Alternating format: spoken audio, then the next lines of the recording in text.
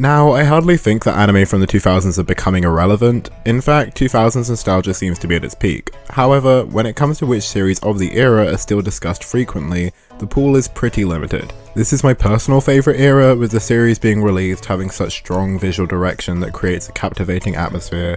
This distinct feel a lot of the series from this era share is why I will regularly want to revisit them more than I do with more modern series.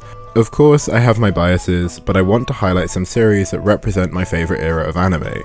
I'm going to cover a pretty wide variety of genres and cover theories that might have been popular at the time, but I don't think get discussed as much as they should at the moment. So if you haven't watched much from this era, then some of these could be seen as hidden gems, but if you're more of a veteran, then this will likely be a reminder of some old favourites. But if you have a personal pick from this decade which you love, then make sure to let me know what I've missed. When it comes to the peak 2000s style, which I find hard to describe, I think Beck captures it the best. It's a 26 episode manga adaptation that started airing in the autumn of 2004. The tone of the series is incredibly strong, with a distinct style that doesn't feel like it's trying too hard to stand out. But the lower saturation, as well as the ways the characters are portrayed and animated, gives Beck a strong identity that makes it so easy to remember. This also isn't the kind of series that gets made that often, especially now. It's classified as a music anime, but unlike a lot of other anime in this genre, the music actually has a strong bearing on the narrative instead of just being relegated to background theming. So many music anime are just a slice of life series with a skin of music theming layered over the top, so having this element of the narrative be so intertwined with the characters and their relationships helps this just be one of the better anime in this pretty limited genre. The pacing also helps since the relationships between the characters aren't rushed and are given time to breathe. Instead of having every conflict between characters start at the beginning of an episode and be resolved at the end, the pacing allows this rushing to be avoided. The characters are complex and the relationships are complicated, and in a shorter series this could easily make things convoluted. But because it's stretched over 26 episodes, understanding and following the characters is a lot easier and makes watching Beck a relaxing experience. If you're not a fan of slower pacing or character-driven narratives, then you'll find Beck pretty difficult to enjoy. But if you want something that captures the feel of an early 2000s anime while also having music as a relevant theme, then this is well worth watching. In the world of anime at least, it's easy to say that the melancholy of Haruhi Suzumiya absolutely dominated the second half of the 2000s. But since then, its cultural relevance has dwindled, and I feel like newer anime fans don't really know much about it. It's an adaptation of a light novel series, and the first season aired in spring 2006 with 13 episodes, with a second season in 2009 and a movie later on. As long as anime has been a thing, there have been slice of life series that follow high schoolers doing whatever. These of course vary in quality and have their own quirks and gimmicks, but I think the twist here is definitely one of the more interesting ones. I'm not going to go into too much detail, but Haruhi is an eccentric girl who wishes for life to be more interesting, and Kyon is the typical normal main character who ends up befriending her through small talk. Haruhi wants to meet aliens and time travelers and psychics, and ropes Kyon into creating a club to find them. Haruhi convinces other members to join, and that would be a perfectly fine premise as is. But it turns out the other 3 members of the club are actually an alien, a time traveler, and a psychic, and they are all monitoring Haruhi for their own purposes. They each reveal to Kyon that unbeknownst to Haruhi, she has the power to unintentionally alter reality to match her subconscious desires, but can never know this is what she is doing, and this ends up making her kind of the center of the universe. Kyon is such a standard guy that being surrounded by all this absurdity makes him a pretty entertaining character to follow, and seeing him react to the insanity caused by Haruhi's whims is always fun to watch. The characters are relatively tropey, and it falls for a lot of pitfall cliches anime of this era have, but this is why I think it's one of the best anime to recommend as a representative of this decade. The aesthetic at its core is relatively basic, but it's switched up to match the insanity of plot developments when needed. It's something familiar while also being something completely different, and it had a massive impact on the industry, which is why I'm surprised it's relatively forgotten. But even as it is now, it's worth revisiting. Samurai Champloo! Aside from one other pick, Samurai Champloo is definitely one of the more popular series here. Even though it still retains some popularity, it has spent a lot of the time in the shadow of its older brother, Cowboy Bebop, which is a shame since I slightly prefer it. It's a 26 episode original that started in spring 2004, and while there are some overarching elements to the narrative, it's largely episodic, making it perfect for rewatching. And similarly to Beck, Samurai Champloo has an incredibly strong visual identity, and with a lot of anime taking place in this era of Japanese history, I find that impressive. It's an approach very reminiscent of the 2000s, and the way hip-hop of this era is used in the soundtrack and intermingles with the editing makes the tone palpable, with chill scenes being more relaxing and action scenes being more intense. Samurai Champloo reminds me why I love original anime projects. There are no constraints with adapting the media, and the scenes are designed to be animated, with some of the best and most dynamic swordplay seen in the medium. Like, there are plenty of action anime out there, and a lot of them have sword fighting, but I don't think any have topped the raw style and visual appeal shown in the fights of Samurai Champloo in the 19 years since it has aired. I don't really need to sell you much on Samurai Champloo, like, just looking at it convinces most people to want to watch it. But I will give it a little more praise since I appreciate a show with a limited main cast, and just following the main three characters and seeing them interact adds to the charm. They aren't anything revolutionary, but they are fun and appealing and fit the show they're in perfectly.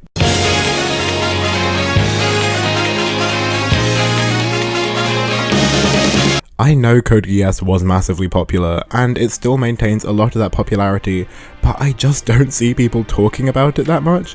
Like, I know other people have watched Code Geass, but I am yet to meet and talk to anyone who has, which is a shame because I enjoy it a lot. Code Geass' first 25 episode season aired in autumn of 2006, and the second 25 episode season, which capped off the story, started in 2008. It's hard to describe Code Geass without getting into spoiler territory, but we follow our main character Lelouch, who is living in a dystopian Japan that has been colonized by the Britannian Empire. He's connected to both sides and starts to live a double life, and there are also mechs and fantasy powers in the mix too. It's a lot, and there is much more complexity and intrigue than that, but the more blind you go in, the better time you will have. This is actually recommended a lot for people who enjoy Death Note, mainly because of the similarities between the scheming and secretive main characters who keep it interesting. And while I love Death Note, the reason I'm highlighting Code Geass here specifically is the aesthetic is such a strong sign of the era it was made in. The clamp look is pretty indicative of the 90s and 2000s, but the way it was done in Code Geass just gives it an extra nostalgic kick for the 2000s specifically. It's interesting and engaging, and the quality is consistent throughout the 50 episodes of the 2 seasons, and the ending is well worth getting to. It probably sticks out that out of the few series I'm choosing, 2 of them are chill music anime that released about 3 years apart, but that is where the similarities between Nodame Cantabile and Beck end. Nodame Cantabile is a 23 episode manga adaptation that started in winter 2007 and has a second shorter season and a finale special. Compared to Beck, while they both share a focus on music and are more character focused, Nodame Cantabile is noticeably lighter, both in subject matter and tone, but also just in appearance. The more pastel look of Nodame Cantabile feels a little like a precursor to something like Nichijou, but the overall tone still keeps this feeling like a 2000s anime. And like Samurai Champloo, it's also perfect for rewatching. It's not episodic since there is an overarching narrative, however, subplots tend to resolve within the episode, which makes picking up wherever and just enjoying a random episode easily possible. This is due to the incredibly well written characters. Neither of the main pair feel easy to describe, and the way we get to see them develop while remaining likeable and watchable through the way they interact with each other makes Nodame Cantabile one of the most distinctly fun and light-hearted series here. Also, I'm not really ashamed to say that I'm not invested in classical music at all, but as a theme it's used well in Nodame Cantabile to give the series a distinct identity while also making the soundtrack incredibly enjoyable to experience. Kind of like how you can watch a sports anime while not caring about the actual sport at all.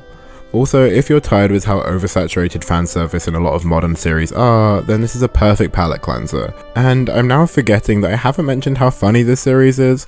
Comedy anime can be a really mixed bag, and while this isn't joke a second like something like Nichijou, the jokes are peppered in regularly enough, and they never threw off the pacing or flopped like they can in some less tactful instances of comedy in anime. Public service announcement. Make sure you're watching Kino's Journey 2003, not the glossy 2017 remake, which no, I haven't given a chance, but what did they do to poor Kino? Either way, the original has really stuck with me, and this is all down to the tone and the atmosphere of this series being so strong. Honestly, I think that's what a lot of these Y2K style anime have in common, is a distinct tone. This is not to say that anime of this era are more likely to have a better tone, more that series like these attract me and they have the added benefit of the nostalgia I have for this era.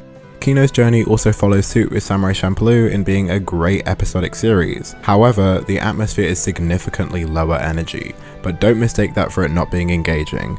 Kino is a traveller, and in the short 13 episodes of the Spring 2003 series, we get introduced to a variety of different towns and settlements which all have their own twists which Kino discovers. The variety of engaging settings and the palpable emotions of the people who live there is what helps you suspend disbelief and enjoy the surreal setting from Kino's unique perspective. The more details I give away about Kino as a character, the more I'll spoil. But, in spite of being a very stoic protagonist, their personality is part of what makes Kino's journey a charming anime, even with some of the more unnerving themes.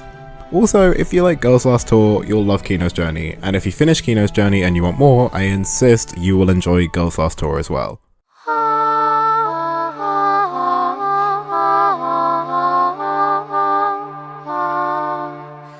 And speaking of journeys, can I interest you in a whistle-stop tour around medieval Europe, while a romance buds between a harvest goddess and a merchant dude? He's just a guy. Look at him, he's just a fella. Anyway, yes, hello, I'm Saran, and this is my Y2K Anime recommendation, Spice and Wolf. The main plot revolves around mortal man Lawrence Craft assisting the fox deity Hollow on her journey north as she escapes the decline of paganism and the rise of Christianity, and the antics they get up to in each town they visit along the way, like sniffing out a conspiracy to debase the local currency, explaining the ins and outs of mercantilism and barter economics, going shopping, smuggling gold, and getting hunted by the church. And I suppose there's also some themes in there about the inherent fragility of romance between humans and immortal beings, which is always fun and also quite sad. The first season is a little stilted and rough around the edges in its animation style, in a way that's, I'd say, very characteristic of early aughts anime, even though this came out in 2008, on the tail end of the transition to digital animation. Unfortunately, this was also the last main anime series that Studio Imagine worked on, and it looks like they've mostly gone on to make hentai OVAs since. Despite this, the nudity in the show is fairly tasteful, Ken doll style, and the camera never really leers at Hollow like how a lot of modern anime shows do with their leading women. And it's just as well too, because I learned whilst researching this that Hollow specifically takes the human form of a 15-year-old girl, and so now you have to learn that too. Why does she do this? I don't really know. Something to do with eternal youth, I guess. To be honest though, the ages of all of the characters in this show are really hard to determine based on the art style, and I don't think they're ever explicitly mentioned in the script, because, like, Lawrence is supposed to be 25, but clearly suffers from early onset DILF disease, so at least they didn't make Hollow a 1,000-year-old lolly like they did in the creepy PSVR game. Anyway, the second season was done in 2009 by Brainbase, the folks who also made Bacano, Durarara, and Princess Jellyfish, and the style just looks a little cleaner and a lot more confident. It's a subtle difference though, so the transition between seasons isn't as jarring as, say, the new Kino. Luckily, one of the things they kept between seasons is the composer, Yuji Yoshino. This is the first thing that actually attracted me to the show, because all of the music is almost entirely made using traditional medieval-era instruments. It gives the score a great sense of belonging in the world that's being presented, and all of the song's melodies are irresistible to whistle or hum along with. You know, that sort of...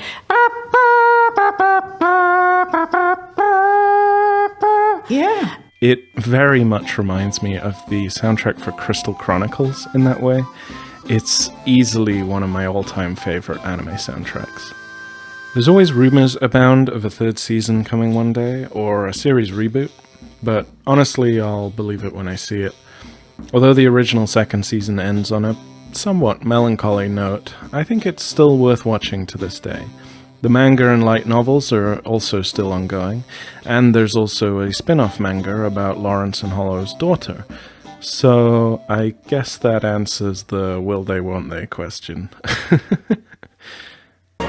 Okay, so while those are all of the main picks, the 2000s were also an amazing era for anime movies as well. Plenty of my favourites are from this decade, but one which goes underappreciated in spite of being from a then up-and-coming director Mamoru Hosoda, director of movies like Bell, Summer Wars and Wolf Children, is 2005's One Piece Barano Matsuri and the Secret Island.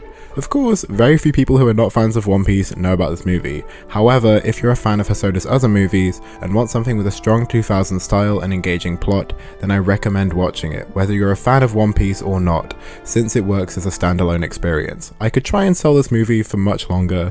In fact, I have. So, if you're intrigued about that even a little but not sold, I would recommend watching that video. 1, 2, 3. If you've made it to the end, thank you, but more importantly, what did I miss? There's obviously a whole decade worth of anime, and there's stuff which I wanted to highlight, but I just didn't have time to, so I might make another one of these, honestly, because I had loads of fun making it. But yeah, if there's any of your favourites which you think I overlooked or didn't mention, let me know. And more importantly, thank you Sararon for his section in this video. It was absolutely amazing. I haven't actually watched Spice and Wolf. I watched the first couple episodes with him when we were researching this video. But yeah, go and check out his channel. I love the section he did on this, and if you want content of his which is similar to stuff which I do, he has a trilogy of video essays on the indie games made by Thunder Lotus Studios, which I would heavily recommend. It's a really interesting series. And also Annie, as always, helped me go over the script, which always helps, so thank you.